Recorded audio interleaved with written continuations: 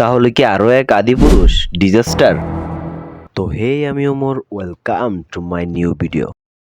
কাল ৩০ জুলাই ইউটিউবে রিলিজ পেল রাজা সাহেবের প্রমোশনাল কন্টেন্ট, যা ছিল পুরাই ভিন্ন এক জনরার। প্রভাসের রিসেন্ট মুভি কালকি, সালার এগুলার মতো অ্যাকশন না, পুরাই ভিন্ন এক জনরার মুভিতে দেখা যাবে প্রভাসকে। হ্যাঁ, আপনি ঠিক শুনছেন। হ্যাঁ, এটা হবে হরর রোমান্টিক কমেডি জনরার। রোমান্টিক আর হররের কথা শুনে রাধেশ্যাম আর আদিপুরুষ মনে করবেন না। এই মুভির বাজেটও কিন্তু আহামরি অত বেশি না, মাত্র 150 কোটি। হ্যাঁ, আপনি বলতে পারেন যে এখন তো প্রভাসের ফি হচ্ছে 100 কোটি প্লাস, তাহলে মাত্র 50 কোটি দিয়ে কি মুভিটা বানানো হচ্ছে? না, আসলে এই মুভির জন্য প্রভাস অনেক অনেক কম টাকা নিচ্ছে, বিভিন্ন নিউজ পোর্টাল থেকে জানা গেছে। প্রভাসের এখন যেই লেভেলের স্টারডম, প্রভাস এরকম মুভি করতেছে কেন এত লো বাজেটের? হতে পারে লো বাজেটের মুভি, নতুন ডিরেক্টরটা মুভি প্রভাসের এখন দরকার তার স্টারডম বোঝানোর জন্য। কারণ অনেকেই বলতেছে প্রভাস শুধু